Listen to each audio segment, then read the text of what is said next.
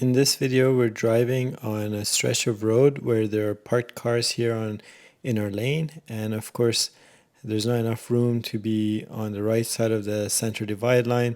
So we need to shoulder check to the left and glide over to the left if there's no oncoming traffic in the near future to try to stay out of the door zone of these cars. So we don't want to thread the needle past this car in an attempt to try to stay on the right side of the center divide line.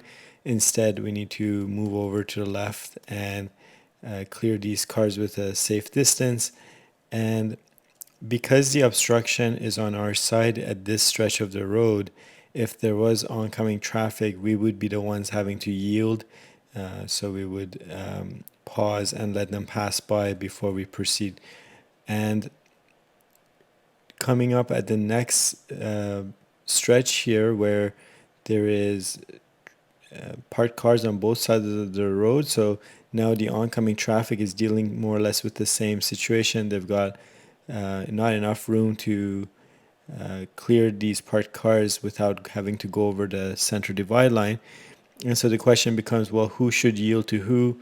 And this is something that you need to kind of look ahead and plan ahead for. There is no written rule as to who should pull over, but you want to be a courteous driver whenever you can and indicate to let that person know that you're planning on pulling over. So in this case, it would make sense to signal to the right and shoulder check to the right and tuck over a bit to the right to let this person know that that's what you're intending to do.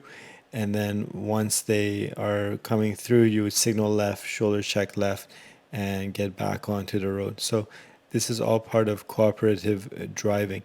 Now, what I would suggest though is instead of coming up right up to this parked car, perhaps consider holding back a bit further. So signal to the right, shoulder check to the right, and try to pause a little bit further away from this parked car so you can easily see what's happening up ahead. And the reason you want to signal is not only because of the car in front of you, because this is the only way you can talk to them and say, look, I'm planning on pulling over to the side here so you can feel more confident coming through this bottleneck. You're also telling the car behind you, hey, there's something going on up ahead that I need to pull over for. So they can kind of clue in, hey, there's a car coming from the other direction. Maybe that's what I need to do as well.